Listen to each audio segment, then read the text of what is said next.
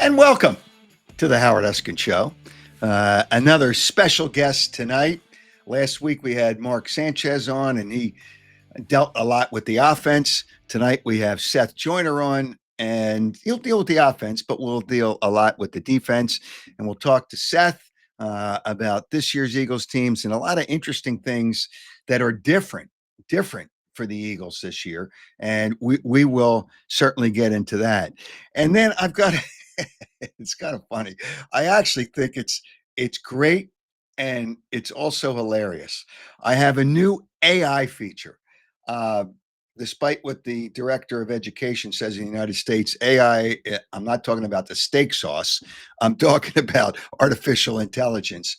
And it's a woman's voice, ask her questions. And I, we're going to deal with the concession prices at Eagles game, which I think are disgraceful and ruthless and unfair.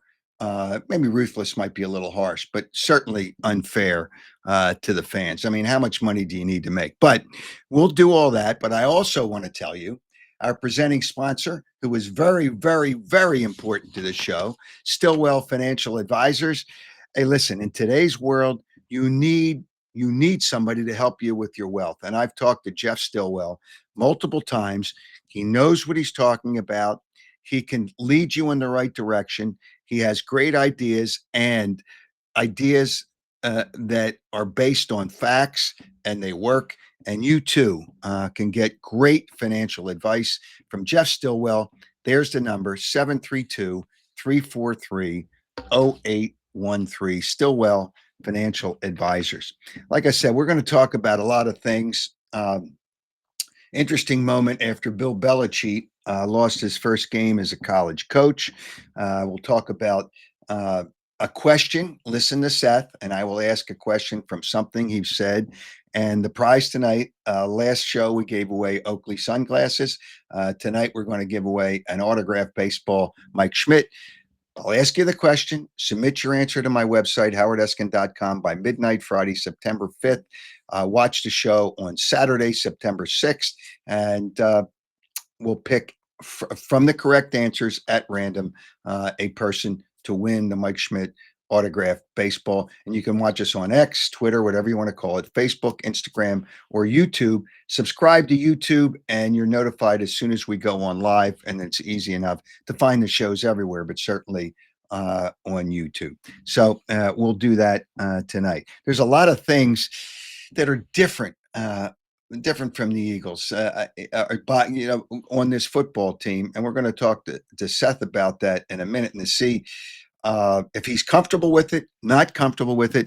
But first, I want to tell you about some other fine people that support this program, and that would be Piazza Property Pros. They do an excellent job. They can redo your property and make it look like this. You got the fire pit. You can have all kinds of things. Whether the whirlpool, whatever you want, or you can just do a pool, or you can just have landscaping and pool maintenance. I stopped over Piazza Property Pros the other day, and they are smoking with all the work they're doing. And they're building a lot of in-ground pools for people. And obviously, they're building a lot of them because people trust them. 25 years of experience. They don't subcontract, so they can do pretty much anything for you: excavation, hardscaping, fencing, landscaping, pool maintenance, whatever you want. Give them a call because they will discuss it within your budget. No charge. 610-566-2608. That's 610-566-2608. Or you can check them out on the internet, piazzaoutdoor.com. Also, there's a great deal going on right now. And when I stopped over there last week at Audi Westchester, they told me they are really selling, because people love the deal. It's a great deal. Selling a lot of the electric cars. The new 2025 Audi Q6 e-tron, $499 a month is a great price. And the Audi Q4 e-tron for $399 a month.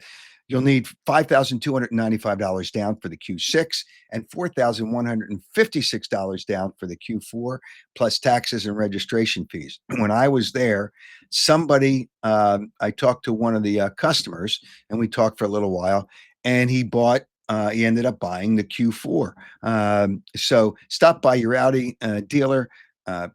Great new facility located at 1421 Wilmington Pike. Always fun to look for a car, and the people are great. Grab a cup of coffee, some snacks.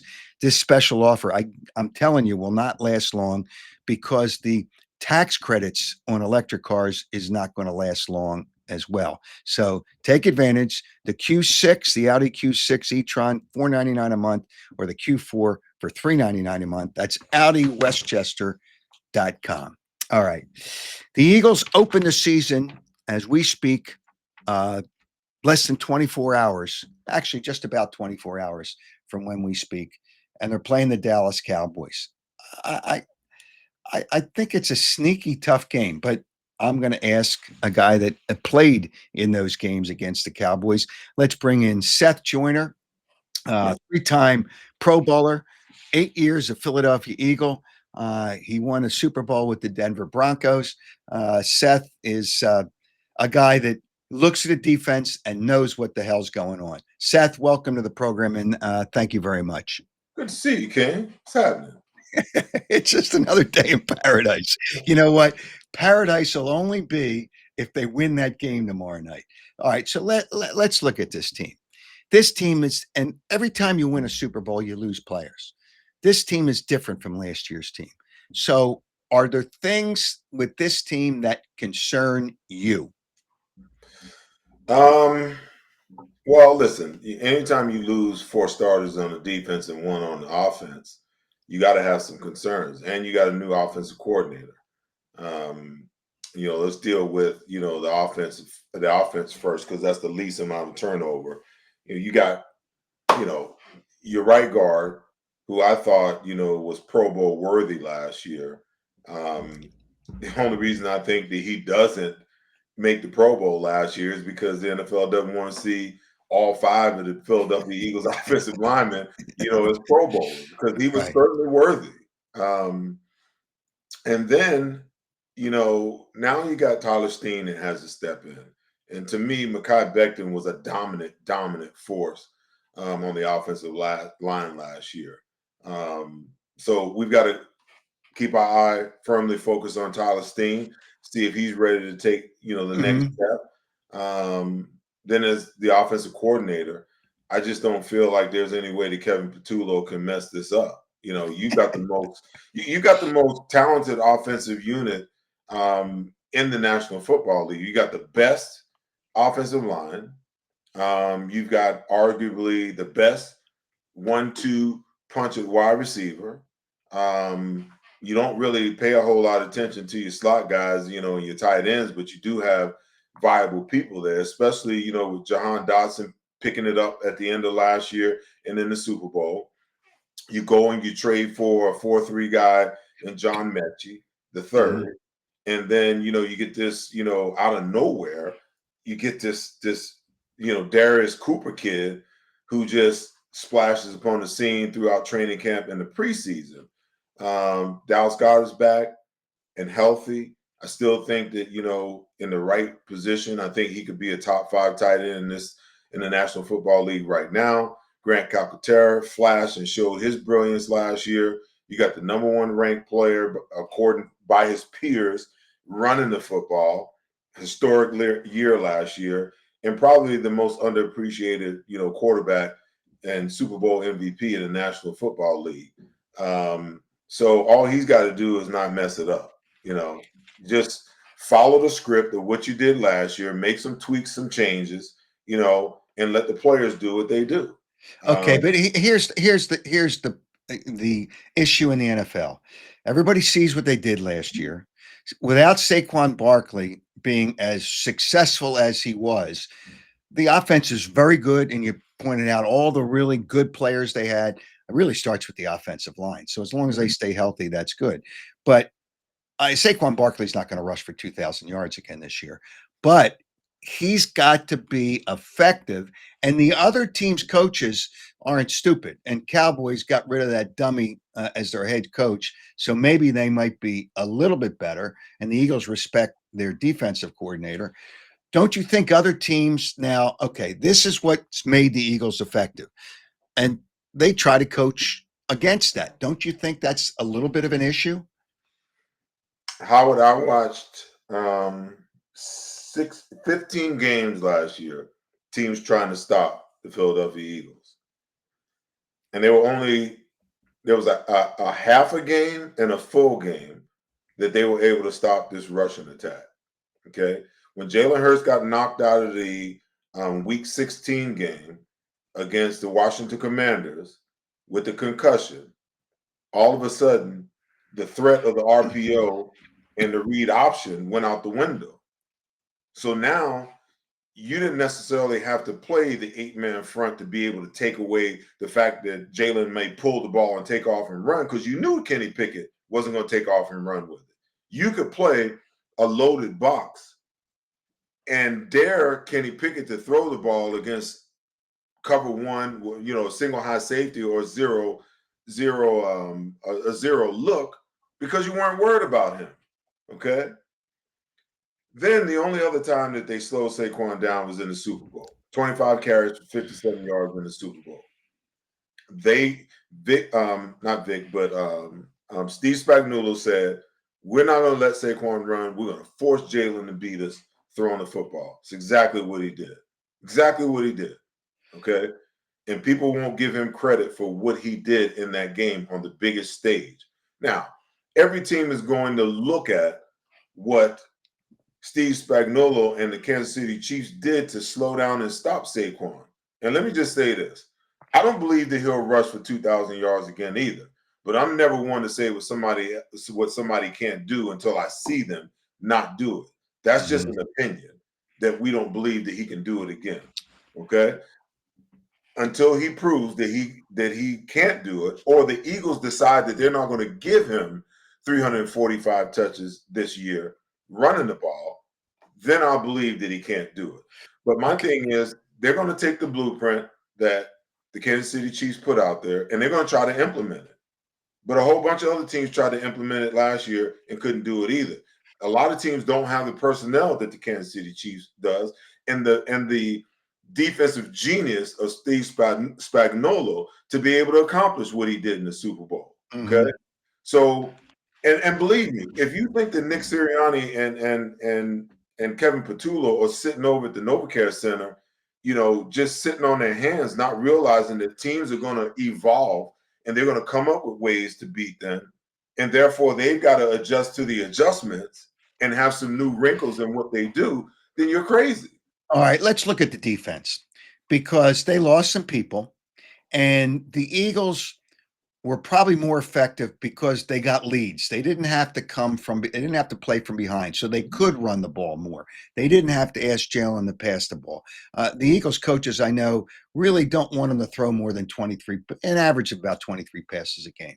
So if you're playing from behind, if this defense isn't as good, so my question is, what issues or what you might be a little concerned about with what the Eagles either lost or what they don't have now on defense? On the defensive side of the ball, well, there's lots of questions. First of all, you got two new starters on the defensive line. Even though Jordan Davis was a starter last year, Milton Williams logged a hell of a lot more time, playing time than he did. So essentially, in a lot of ways, as the season progressed, Milton Williams was essentially the starter. Okay. Now you got the same scenario all over again. Jordan Davis will be the starter, and we're gonna, I believe that Moro Ojomo is set to have a breakout season. The question is, can Moro Ojomo step up and be the Milton Williams this year that Milton Williams was last year? And then can Ty Robinson and some of these other backups at defensive tackles, can they step in when you have to give Jalen Carter a little bit of break, or they are in the rotation on the other side opposite Jalen Carter. Can they get the job done? Then you have the departed Josh Sweat, and Jalen Hunt is taking over his spot. And I feel good about him because he's another one of those players at the end of last year that began to come on and play extremely well at the end of the year. But the question is, can they step up and get it done? And then Hmm. um, you've got three backups in the Ibu. I can't even pronounce his last name. It's going to take me a while to get it. So you Yeah. got him. You've got Josh Uche. All right. And then the other kid's name is just not coming to my mind. I've been going over these names for the last couple of days trying to memorize them. But there's one other. There's one other. Aziz Ojolari. Okay, Right. and these guys step up and be a difference maker. I'm not worried about Nolan Smith. Nolan Smith is set to take off after what we saw I last year. like Nolan Smith. Yep. Yeah. So the question is, will these three guys on the other side be able to give us the production, that Josh Sweat was able to give us primarily? And that's on Jalen Hunt to do that. And will these other two guys be able to step up and circumvent, not necessarily circumvent, but add to that production when Jalen Hunt is out of the game, in rotation? Then you got the question mark over at the cornerback position opposite Quinyon Mitchell. I have no problem whatsoever with the Eagles moving on from Darius Slay because a lot of people thought that he had a good year last year. I'm of the opinion that he's had a very average couple of years, the last 2 years. Okay. I thought a free agency mistake was letting Isaiah Rodgers walk out the door. Oh, I really liked him. Yeah, Really. Yeah. yes. And was he a little rough around the edges last year? You throw him in a spot duty when a guy isn't necessarily, playing on a regular basis, but you get Slay to get mixed up. Hey, Rodgers, get in the game. Well, he's standing over there on the sideline, cold. And I get it as a backup. That's your job to be warmed Right. up and ready at a moment's time. But that guy spent the whole calendar year before that out of the game.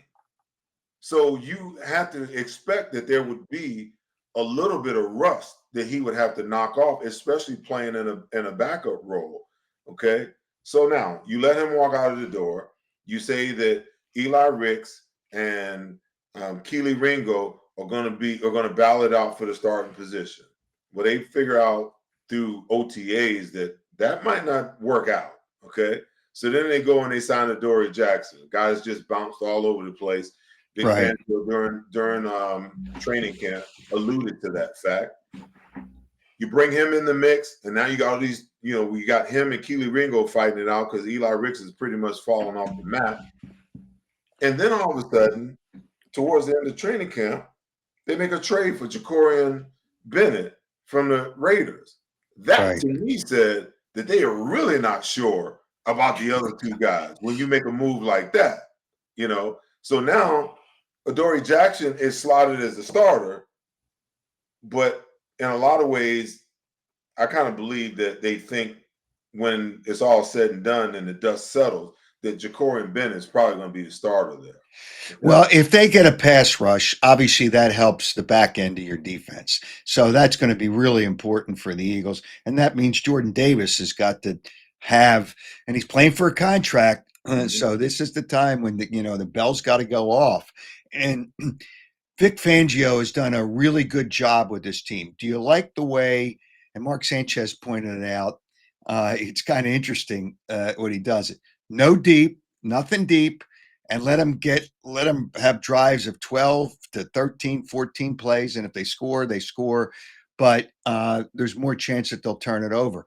Do you like the way Vic Fangio coaches the defense? Obviously, very good coach. Well, listen, I'm going to say this, Howard, because I'm a fan of pressure. I think pressure butts pipes, Yep. pressure forms diamonds, and I get the fear of the big play that sometimes coaches are afraid of. But sometimes I think within the scheme of every game, there's a point in time where you have to bring some pressure. And, you know, our last two hired coordinators, um, not that guy, that wound up being the coordinator the year before last, by default. We had Mhm. Jonathan Gannon and we had Sean Desai.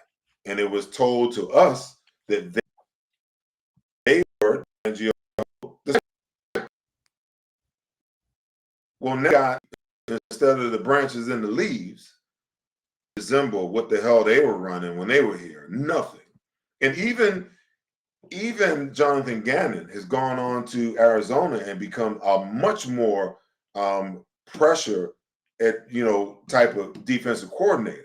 So Right. listen, I like what Vic is doing. I love what he's doing because even though he's not a blitz guy, Right. he's not a bend but don't break all the time type of defensive coordinator either, especially if he has the confidence in his players out on the outside. Well, I know he has it with Quinyon Mitchell. I know he has it with Cooper DeJean.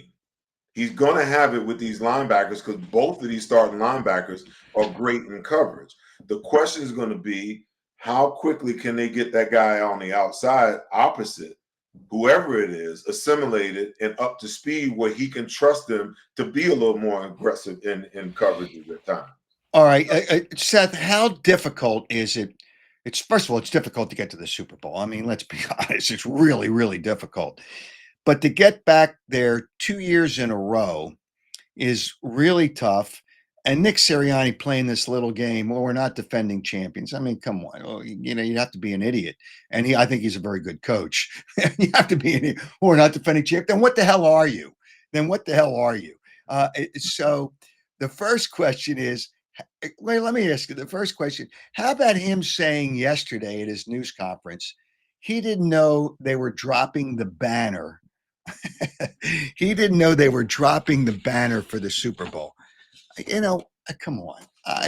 You don't want him to think about it. But then in the second breath, he says, let me quote him correctly. No idea it was banner night. But then he said, we won't be out there for that. And the fans want to share the moment with the players by them being out there. Do you think he has? The first question is, do you think Nick Sirianni has completely overreacted to this nonsense about worrying that the players are going to think about last year? No, because as a head coach, your job is multifaceted. Okay. I think he knows and he realizes that this team is in a Super Bowl window, and those Super Bowl windows don't last long. Okay. Mm-hmm. So he's creatively trying to come up with ways to not allow his team to fall into the trap of thinking that they've arrived. Okay. So he's playing. So when you're a head coach, you're a coach, you're a mentor to some players, you're a father figure to other players, but you're a psychologist to all 53 of those guys. Okay. And you're a salesman. He is selling his team what he believes is necessary for his team to get back to the promised land. Yeah, but here, let me just challenge a little bit of that. When the players hear, and the players listen to some of the things he says, Mhm. and the players hear, he says, well, I didn't know they were dropping the banner. It was banner night. What do you mean you didn't know? What do you mean you didn't know? There's a way to, he's getting bad PR advice. Nick, this is what you got to say. Hey, listen, I understand it's exciting for the fans, but I don't want our players to think about any of that stuff. I want them to focus on the game. And I'm going to emphasize we got to focus on the game and not worry about all that because that is the fans' excitement. But there's a different way but to say I didn't know it was banner night is completely ridiculous. It's Well, let it's me let me ridiculous. ask you the question, Howard. Has Nick ever won a Super Bowl before? Yeah, he's won the Super Bowl. Well, I'm just saying, as a head coach, he doesn't know what he may not know what the plan is, and maybe he is playing being coy a little bit. Oh, I'll he's I'll playing give him coy. listen, Howard. I'll give him that. I'll give him that. I think he's a terrific coach. I mean, that's not about his Well, coaching. Yeah. absolutely, absolutely. But the one I'll say this, okay, and it kind of goes along with with his messaging. There was a time when Doug Peterson was the head coach when he first came in. I listened to him at the podium and I said I wouldn't follow that guy if he had a bag of gold coins slung over his shoulder with a hole in the bag. Okay. Well, I would. I I'd said pick up the coins. Yeah. I said the same exact thing about Nick Sirianni when he first got here. Okay. And you remember very well when Mike Lombardi came out and said, Doug Peterson is not a head coach. He has no business. What did his players do? They all came to his defense. Okay. Every last one of them. Last year, Nick struggled through the first 4 or 5 weeks of the season. And people were calling for his job at 2-2. Okay. And what happened? His players came to his defense. So let me tell you something. It doesn't make for a hill of beans. Don't nobody give a damn what you or I or anybody else thinks about Nick Sirianni. But if those 53 guys in that locker room believes what he's selling and believes what he says, that's all that matters. That's all that matters, Howard. Because at the end of the day, those players believed in Doug Peterson enough to follow him to the Super Bowl promised land. Mm-hmm. And those players last year believed in Nick Sirianni enough to follow him to the promised land. And they still hear his voice. When you have Jalen Hurts that comes out and he's re-quoting some of the things that Nick Sirianni is saying, quote unquote, hey, contribution over credit. Okay. It doesn't matter how we get it done. We just got to get it done. Unquote. Jalen Hurts is saying that this is the messaging that Nick Sirianni is giving to the players. And if your quarterback, who is the undisputed leader of the team, is echoing what the head coach is saying and the players believe in it, who gives a damn what the hell we think? Yeah, but when he's in a meeting, he emphasizes that. But to tell the fans and everybody, oh, I didn't know it was banner night. What do you think? That's one of the most. It's playing the Cowboys is exciting. That's one of the most exciting things that these fans are coming out there for. They're going to be there early, and they want to watch the banner drop. But hey, listen. You can say I understand what the fans love, but our players can't pay attention to that.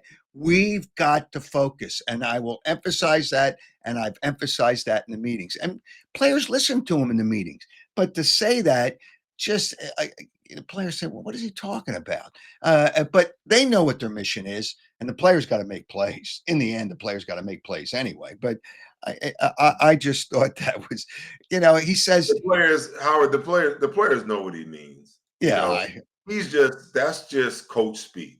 The players know full well. And if you think that those players aren't going to be out on the field, okay, when they drop that banner, and the beauty of it is, guess what?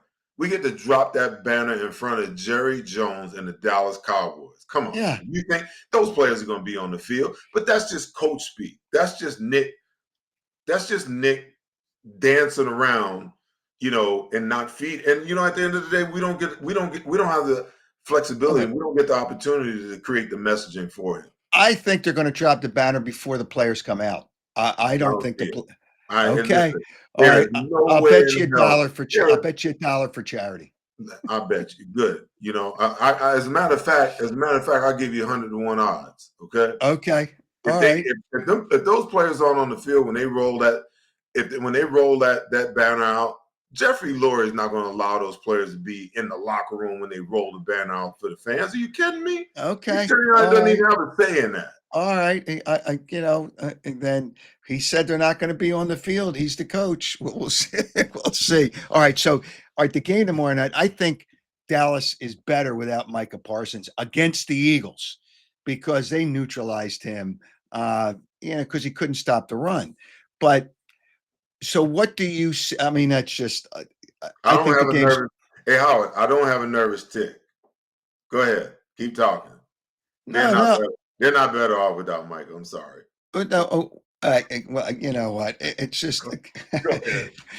he said it was out of his hands, so he didn't accept 41 million to get to 47 million a year, and I get it. I get it. I get all that stuff, but they didn't stop the run as well. So I mean, Kenny Clark is not Micah Parsons, but he's a good player. So how do you see that game playing out tomorrow night? I don't think it's going to be as easy as fans want it to be or think it's going to be. I think it could be a close game for a while. That's just my opinion, and because it's the first game, and there's a lot of there's a lot of different things, and there's new players too. At the end of the day, I what I've come to really dislike is the first 4 games of the season because the Yep. players don't play in preseason anymore. And the organizations are looking at the first 4 games of the season as the preseason for the starters. I absolutely hate it. Okay.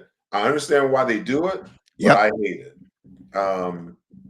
And this is tricky. On paper, it should be no contest. But the fact that you got a new head coach in Dallas, new coordinators, and they can do some things to you early in the game that you can't anticipate, that makes it problematic. And then throw on top of it, you're trying to get the youngest defense in the National Football League up to speed, in a divisional game, the first game of the season. Yep. Okay. I'm not worried about the offense. Listen, Dallas's defense is not better without Micah Parsons. That's just a fact. Against the Eagles. I don't care who against. Okay. They are not a better defense. Think about it, okay? He's the joker for them. They can put his hand in the ground. They can stand him up on the edge. They can I play get him it. at linebacker. They can put him at defensive tackle if they want to, and he'll succeed. And you already lost DeMarcus Lawrence, your defensive end on the other side. Now you lose your best pass rusher, arguably the best defensive player that you have on your team, and you somehow think that makes them a better defense. That's just BS to me, Howard. Okay, now they're going to be better in the middle against the run because they acquired Kenny Clark. Okay, Right. but the Eagles can run off tackle all day long and nullify Kenny Clark in the double team in the middle. So how do you think that they're going to be any better, without Micah than they are with him? Now, don't get me wrong; they've got some good players, some very skilled and good players overall Right. on that defense. But they're just as much as a disadvantage. And then think about psychologically. I had Emmitt Smith on my TV show this week, and I asked him poignantly. I said, "What is the temperature and the feeling surrounding not only the team but the city?" And he said, "Everybody's pissed. Everybody's still pissed. You can't take one of your leaders off your defense and jettison him out of town and think that that's not going to have a psychological effect of how you play the game of defense. It's just impossible. Okay? That's going to affect the psyche of the team because you took one of the best players off your team and you traded him 2 weeks before the season started. All because you wanted to be in control of the situation. You wanted to negotiate through the player instead of through the normal protocols, which is the player's agent. Okay? Yeah, And but this they offered him $41 million a year. I mean, listen, and $41 million a year can be construed in a lot of different ways. Okay, $41 million is $41 million. I wish that I was a young 20-something-year-old in today's yeah, NFL. right. It is what it is. But Yeah. it's in the structure of how you're trying to pay the $41 million. That within itself speaks volume. And what Jerry got to a point was, and I think you begin to see this, across all sports. These owners are getting to a place where they're like, we own the billion-dollar entity. We're not going to let these players begin to dictate to us, what the contracts are going to look like and how it's going to be structured and all that kind of stuff. Before I do, and this is Jerry probably speaking, I'm just like hypothetically speaking. I'm going to send a message to the rest of my team that things are going to be run on my terms. The owner of this 12 to $15 billion entity, not by the guy that's going to make $40 million. So guess what? We're going to ship your ass out of here.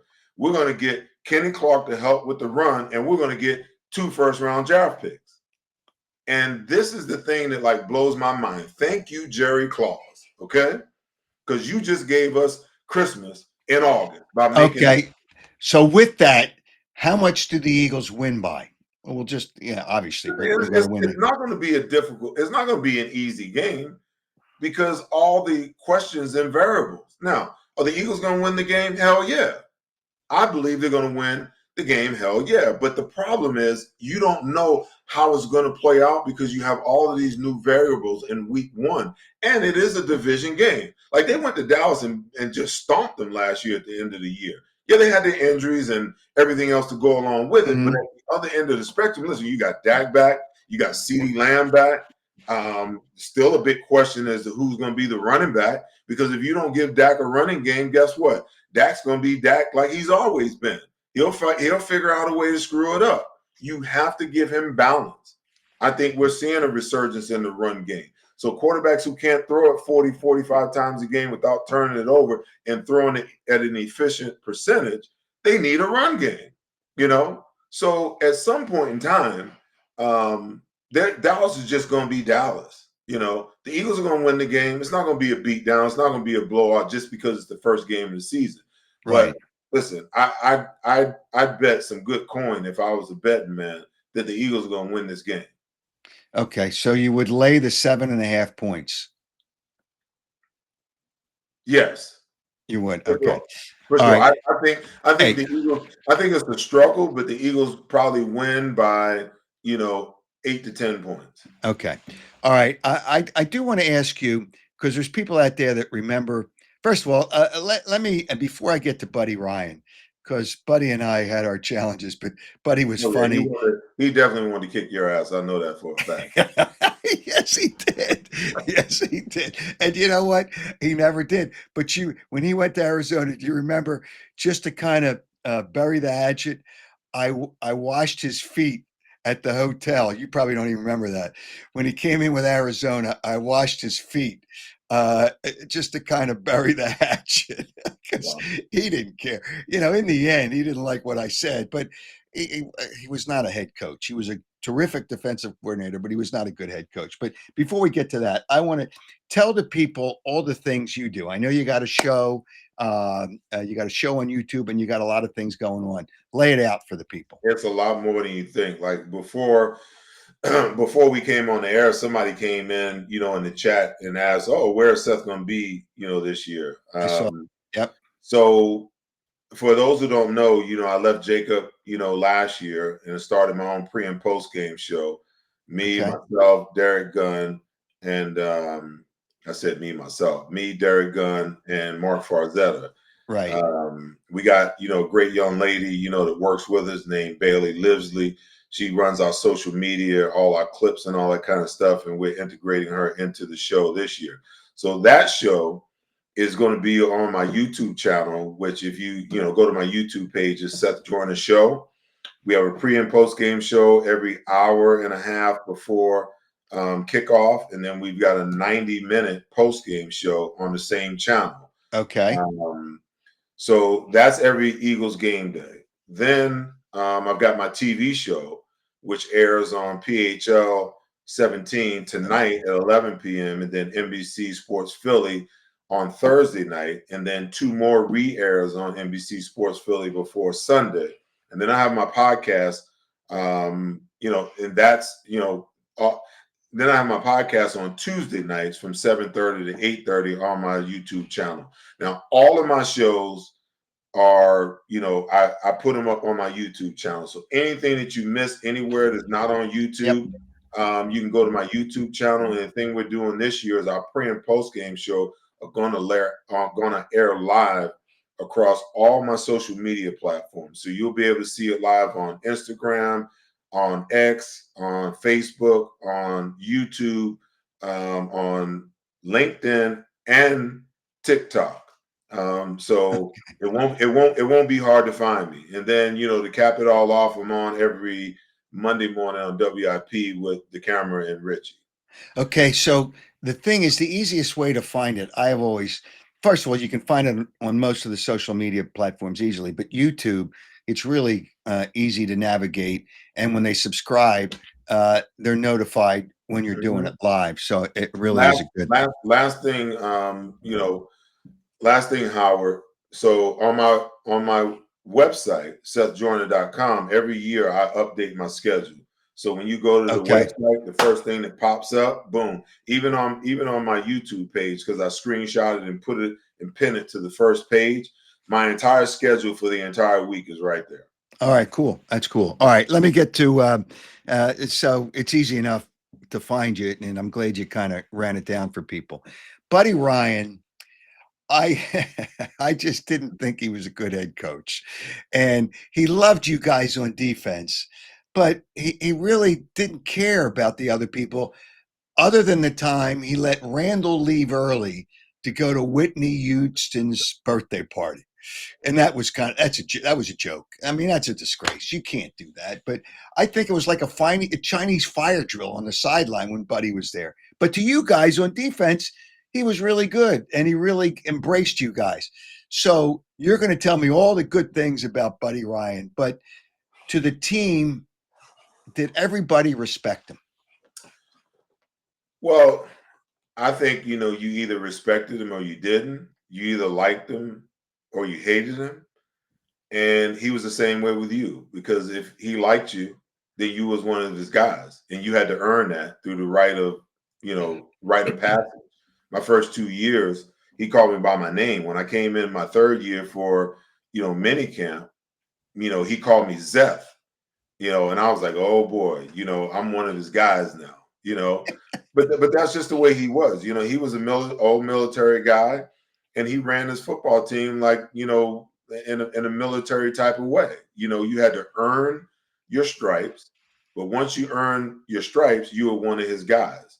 Even on the offensive side of the ball, yeah, you had a bunch of offensive guys that didn't like him, and I would push back on the fact of whether he could have been a good head coach or not. I believe that he could have been. Now, and this is why I'm going to say this, Howard. Go back through the previous. Go back all the way back to Dick Vermeil, and tell me how good the freaking Eagles were leading up to Buddy Ryan coming in. They were in the basement with the damn Cardinals for almost 15 years. Okay, Buddy Ryan came in and instantly created respectability. First on the defensive side of the ball, and you got to understand. Wait a minute. They went to the Super Bowl in 1980, But the 1980 wait a minute. season, and then You didn't listen to my question. You didn't listen to okay. my statement. I said from the time that Dick Vermeil ended, Oh, okay, okay. until Buddy Ryan came in as the head coach, they were bottom dwellers in the NFC East. And the Yeah, entire that was six. That was less than 6 years. It was like 5 years. doesn't matter. We were still crap. We were the laughing stock, right along with the Arizona with the St. Louis Cardinals. Okay, absolute laughing stock. Now, Buddy, his plan, and when you're that bad for that long, it takes. We're not living. It's not like we were living in the free agency age where you can go and and offer and Right. improve your team. You had to do it via the draft, and you had to do it via cast-offs that you could bring in and develop.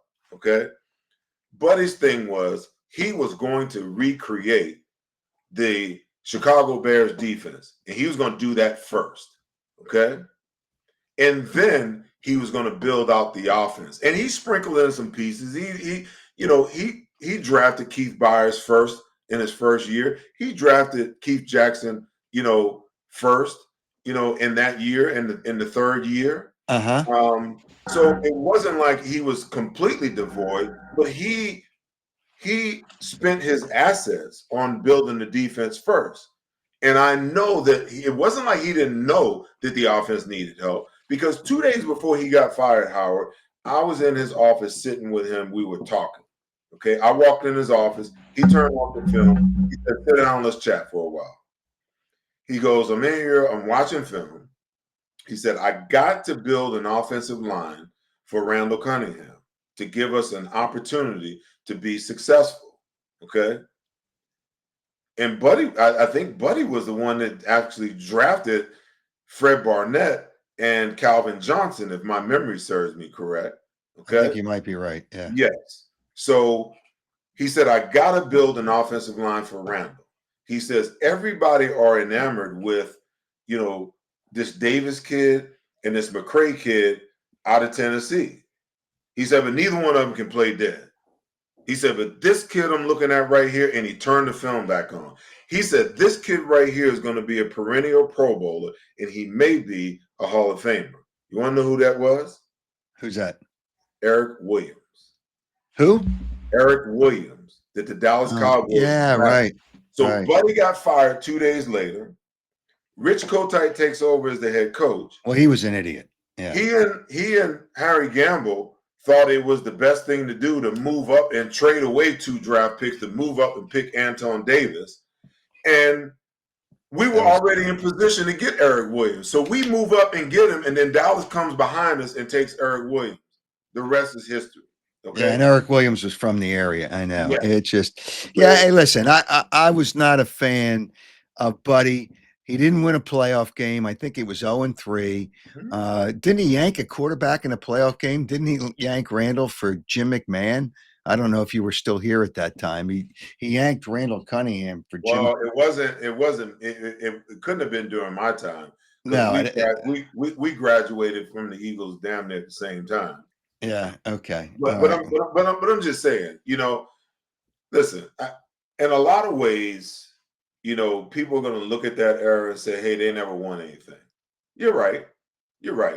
Because, in order to be successful in the playoffs, it takes great skill, which we had, but it also takes a little bit of luck. Okay. Oh, sure. Yeah. Because the year we go into Chicago and the fog rolls in for the Fog Bowl, like that was our Super Bowl year. And this is why I'll tell you that it's true. Okay. So I was up in New York playing in a golf tournament with a bunch of Giants. It was O.J. Anderson's golf tournament. Right. And I was the only Eagle up there. So after the golf tournament's over, we're all sitting on the back porch, drinking and smoking cigars. And I'm sitting next to LT, and we're like, we're all out there chopping it up. There's a bunch of Giants guys. And the Fog Bowl comes up. And LT looks at me. He's like, man, you know what? He would say, you know what I remember about the Fog Bowl? He said, the minute that you guys lost to Chicago in that game, he said, that's the moment that we knew we were winning the Super Bowl. I'm like, what are you talking about? He says, we weren't worried. The Giants, we weren't worried about any other team in the NFC. He said, we weren't worried about anybody else. He said, we weren't worried about Chicago. We weren't worried about San Francisco. And I forget who the other team was in the divisional round. He said, we weren't worried about them. He said, but y'all had already kicked our asses twice in the regular season. And we knew that our offense could do nothing with you guys. Nothing. He said, so the minute that you lost, we knew we were winning the Super Bowl. And if you remember, I think that they beat Chicago the next week. And whoever that fourth team was in that final round, they beat them. Yeah. And then Chicago lost to San Francisco, and the Giants were the number 1 seed. So they go into Giants Stadium, and that's the game where Jim Burt almost kills Joe Montana. And then the Giants go on to the Super Bowl that year, and they win it. That was our year to win the Super Bowl right there. That was our year. And we get knocked out because of the fog. And then we go into Chicago, and then Randall gets his knee tore up, Bud Carson's first year, and we go number 1 across the board in defense, 10-6 record, like 30 points in those 6 games that we lost, and we don't even get to the playoffs that year. Don't even make it to the playoffs with a 10-6 record. So everything is all about timing and luck. Yeah, sure. And all of those things. And when we were ready to win, Buddy's last 2-3 years, the cards didn't fall right for us. That's just the facts. Yeah. All right. Well, I like to go back. I love talking with you, man. And we've kind of evolved from a different perspective, over the years. Like, you hated me and I didn't like you, and I didn't think you knew shit about football, and you didn't think I knew shit about football. But I like giving you these kinds of facts. You understand what I'm saying? Oh, okay. Now you can begin to look at those years in a different perspective. I do not use the word hate. I may have disliked you many times. Did I say hate? Hate. If I said hate, I apologize, because hate's a terrible word. Yeah. Yeah, I apologize, because that's all right. That's too strong. Love means never having to say you're sorry. All right. It's just, hey, we can go after each other because we understand each other. That's the whole thing. We understand. You have an opinion. I have an opinion. I'm usually right. And then you kind of mix in some of your stuff. It's Hey, all listen, right. this is your show. I'm gonna give you that one. Okay, well then when I'm on your show, you can kick my ass. All right, all right, brother. Hey, Seth, I appreciate it. Good luck with the shows, and uh, it's football, so we're all going to have some fun. It's football season starting Thursday night. Take care. Thanks again. We'll do it again sometime. Thanks, All Seth. good, my friend. You All got it. right, take care, Seth Joyner. We didn't agree with each other a lot because I ripped Buddy Ryan and I ripped the defense because Buddy Ryan really cared about the defense. It's just nonsense. It's nonsense. But hey, there's still some things that I want to do. I do want to. I want to deal with this. Uh, by the way, if you're at a bank tomorrow, you might want to take out a loan if you're going to the Eagles game because the concessions, you will need a loan to buy the concessions, especially if you're taking your family. You're going to need a loan. It's so ridiculous. But I'm going to deal with, I have a friend, an AI friend, not a friend because AI is AI. And I think this is really cool. And we're going to have fun with, and she's going to explain to you the concession prices at other stadiums, a couple other stadiums compared to the Eagles. But first, I want to tell you again, I want to thank uh, Stillwell Financial Advisors because they really are important to the show and they're important to you. I mean, it's not just about the show, it's about helping you manage your wealth and setting you up for the future. That is really, really important. And Jeff Stillwell at Stillwell Financial Advisors can help you do that really well. He knows, when I say he knows his stuff. Jeff Stillwell, you can get in touch with him, 732-343-0813.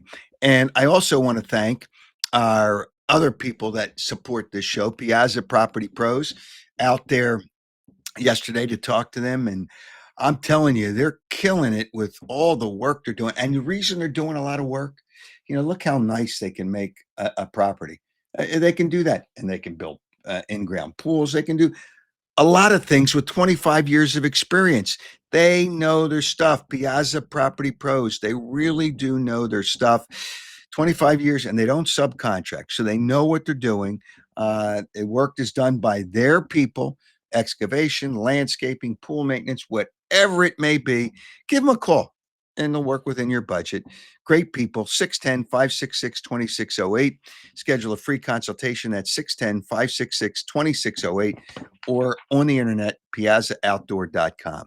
And another great situation right now, and this probably has only a few weeks left. Audi Westchester will lease a new 2025 Audi Q6 e-tron for $499 a month, or an Audi Q4 e-tron for $399 a month. You'll need $5,295 down for the Q6 and $4,156 down for the Q4, plus taxes and registration fees. Stop by Audi Westchester for more details.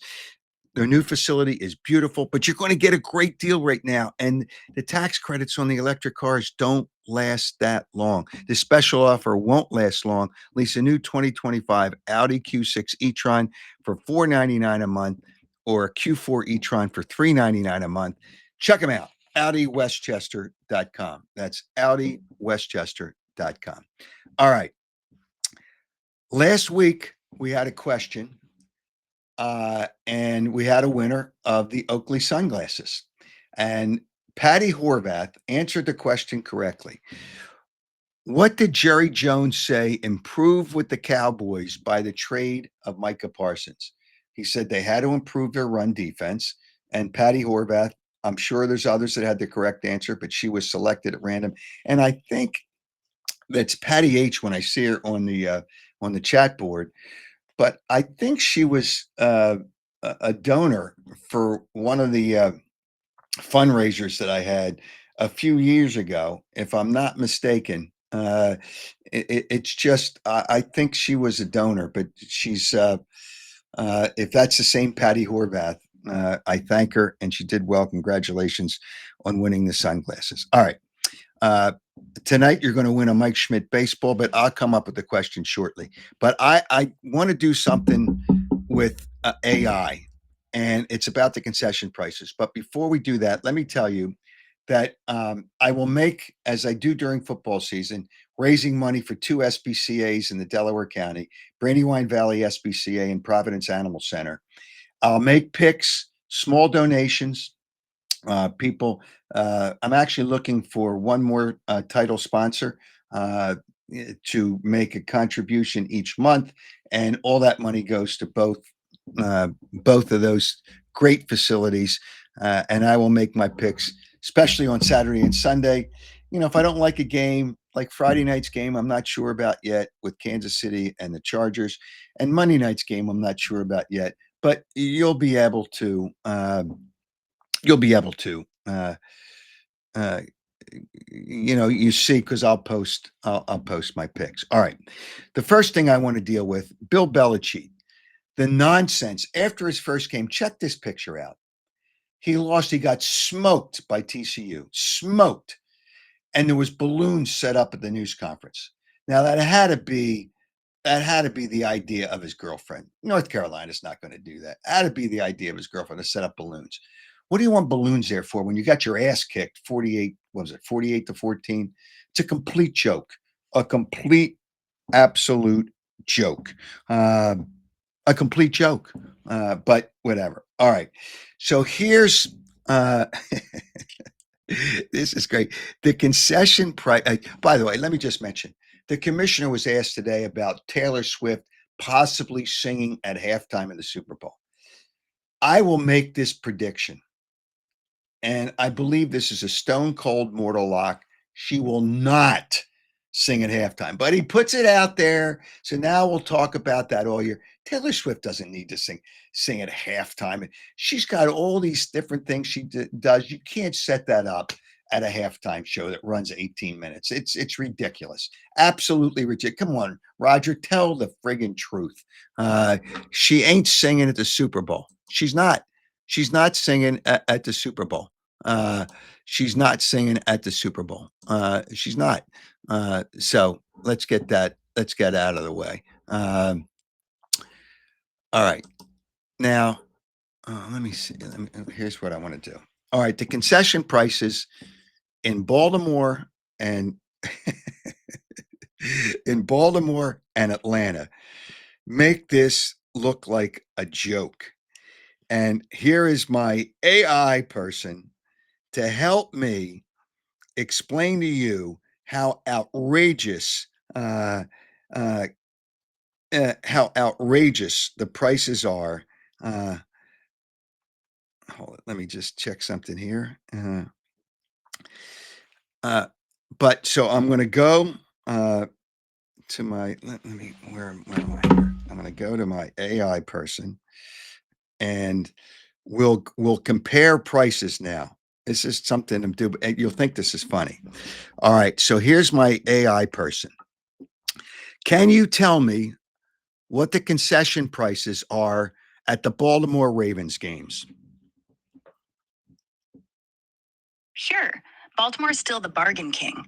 Flock friendly fare. Popcorn $1.99. Pretzel $1.99. Hot dog $3.49. Fries $3.49. Nachos $4.49. BBQ sandwich $4.99. Beer $4.99. Family pack feeds four for $38. Not bad for stadium eats. No, it's actually very good. All right, compare that now to the prices at Philadelphia Eagles games. Baltimore's practically free compared to Philly. Popcorn $1.99 there, $9 here. Hot dogs $3.49 versus $6. Beer $4.99 against $18.50. Family packs $38. Eagles would charge triple easy. I'd say Ravens win by a landslide. Well, clearly. All right, so now let's compare. Let's compare. Give me the prices for the Atlanta Falcons, the concession prices for the Atlanta Falcons games. Atlanta keeps it cheap. Hot dogs $2, popcorn $2, pretzel $2, beer $5 for a small domestic. That whole $20 haul, pizza, tenders, fries, nachos, Unlimited soda beats Philly's 55 for the same stuff. Falcons basically say, eat like a king without the regret. All right. So you're telling me they have a $20 package. Run that down again. Sure. In Atlanta, it's pretzels, popcorn, hot dogs, pizza slices, tenders with fries, cheese nachos, and that bottomless Coke, all for 20. Can't even get the nachos alone in Philly without coughing up 17. The Coke is free refills in Atlanta, correct? Yes, refills are free while you're inside the stadium. Amazing. Absolutely amazing. The difference in prices. Uh, it's amazing. Absolutely amazing. But I thank you. Is there any other stadium that's really inexpensive in the NFL? Miami's Hard Rock Stadium. Hot dogs 4, beer 5. Combo deal around 9 for the pair. No fancy bundle, but you won't bleed cash like in Philly. So you're telling me that Aramark, the concessionaire in Philadelphia, is really can I say really outrageous with their prices for concessions? Yeah, they're catching hell on social media. People are livid, especially after prices jumped last year. Aramark says it's supply chain, but come on, $18.50 for a beer? Outrageous is the word. Thank you very much. Anytime. See that? That should be a feature. That should be a feature of the show. That really should be a feature of the show. And if you have, hold on for a second, I'm taking care of something here. If you have a question that you have no idea what the answer is, see, I wanted to do the concession question before the first game. And my AI friend helped me out dramatically with that. So I, I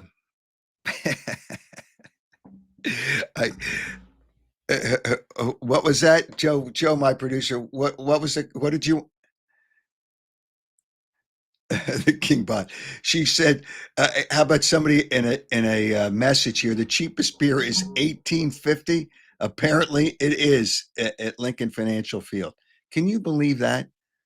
$18.50 for a beer." But we got to do that. Ted Rhodes says that's awesome. So, also, Aramark workers. Uh, I don't want to talk about the workers because years ago they didn't give the workers all the tips that they were supposed to get when they worked the suites. And the Phillies, to the Phillies and Eagles' credit, they really took care of that and said, "No, no, you can't do that. You can't do that." So if people have questions for my AI friend, if somebody has a question real quick, and they put it on the chat box, I will ask my AI friend. If you have, you can ask a serious question. She's got all the information. She's got all, but it would be a nice feature if we write down some questions and you have questions. We'll do a feature at the end of all the shows on my AI, and my AI friend will take care of that. But she compared the prices. Can you imagine that? $20, and you can't eat it all, but you can feed more than one person. That's in Atlanta. Baltimore, it's like it's a third or 25% of what it is. We we as people and as fans really have to get Aramark to realize that that's not fair to the people. It's hard enough to take a family to a game, and I understand that, and I understand ticket prices go up, but you can't do that to people. I mean, you can't. 18.50 for a beer. How about the crab fries? 17.50 for crab fries. But if you want the cheese, it's an extra $5. You're kidding me, right? You're kidding me. So we'll use more of AI when we see fit. You know what? George says the AI feature is great. If I have a question that I see out there in the chat and I don't have an answer, I'll just go to my AI friend and come up with an answer. But I appreciate. I don't see anybody. Now, Scott is wrong. It's not Aramark City of Philadelphia. It is Aramark. Aramark sets the prices. And the crab fry, $17.50 at the Link and $12 at Citizens Bank Park. Now, it's $9 in Chickies and Pete's. I think that's with the cheese. But the cheese is $5. I don't know what it is at Citizens Bank Park. But no, Aramark sets the prices. They set the prices. They basically have a monopoly in the city, and that's part of the problem. Domestic beer $18.50. I see Joe. Crab fry $17.50. Chicken cutlet $17. Bottled water $7.75. It's like 1/3 to 25%. How about the free refills in Atlanta for your soda? Is that incredible? So, all right. So we will have an AI feature. Ask AI if Nick really didn't know that tomorrow is banner night. Yeah, well, she wouldn't know that, Pat. She wouldn't know that. It just let me ask her if she knows it's banner night. Do you know the special events that the Eagles are going to have before Thursday night's game against the Cowboys? Before kickoff, they're raising the Super Bowl banner. No players on field for it, though. Then expect a Sue Pep rally from 10 a.m. with chants and birds. And if you can't get in, DraftKings is throwing a free watch party in Fishtown starting 6 with Fletcher Cox, Foles, and Deeplo later. SEPTA's adding express trains too, sponsored for just this game. Last one out leaves midnight 15. Well, so you better be out of there by 12:15. But the other thing is, she knows, and thank you very much. She knows, my AI friend, before kickoff, they are raising the Super Bowl banner, and she already knows that there's not going to be any players on the field. I have a bet with Seth Joyner, so they. She knows. My AI friend knows a lot. Knows a lot. Hey, Gary, I'm going to ask her this question, but she's not going to have any idea. All right. Gary wants to know. Yeah, there we go here. Do you think the Phillies defense is good enough to win the World Series? Honestly, it's shaky at best. Rojas and Turner handle their spots, but left field's been a black hole. And Bohm's arm? Forget it. They've ranked middle of the pack all year, and web previews for 2025 scream center field help. Without upgrades, no way they outlast October. So she answered that. It's unbelievable. It's unbelievable. By the way, let me tell you, and I'll make a quick point here. The reason people are outraged that the Phillies didn't bring up Crawford or Andrew Painter for the September call-ups. You know why they didn't do it? It's about saving money. They don't want to start the clock on their free agency, which is not for 6-year arbitrations like in 3. But stop. Are you trying to win? Are you trying to win, or you're worried about what your contracts are going to be down the line? If you're trying to win, you got to go all in. You have to go all in. AI slammed the Phillies just like Eskin. I don't slam. If they play well, I'll tell you they play well. But AI answered the question. I had no influence in that. None. By the way, all right, here's the question to win the Mike Schmidt autographed baseball. What did let me make sure I get this question correct. To win the Mike Schmidt autograph baseball, what did Buddy Ryan tell Seth Joyner right before he was fired?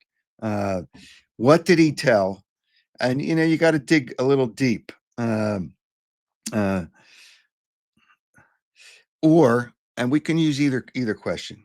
Giants knew they would win the Super Bowl after what? All right. So those are two things that he said. People, send your answers to howardeskin.com by midnight Friday, September 5th, and you will be eligible. And we'll pick somebody at random. You will be eligible to win the Mike Schmidt autographed baseball. I'll have other autographs too from baseball players, but you can watch us on X, Facebook, Instagram, YouTube. Subscribe to YouTube, and you're notified as soon as the show goes live. And it's easy enough to find the show. So thank you. Thank you to everyone involved in the show. Thanks to Seth Joyner. We did kind of disagree with each other a lot. I will say that, but that's all right because I just didn't like Buddy Ryan. That's how it started off. And thanks to Joe Gangemi, who produces it from his studio, and thanks to Tony Anastasia, who does a lot of things for the show and the graphics and a lot of good things for the show. Thanks to everybody, and thank you for watching the Howard Eskin Show. Take care, and we'll see you on Saturday. And then I'm telling you, I think it's going to be a tough game, but I'll put something out on my picks page on Thursday, and then we'll talk about the game on Saturday, and we'll try to bring my AI friend back in to answer some questions. Thanks, and have a great night and a great day. Thank you.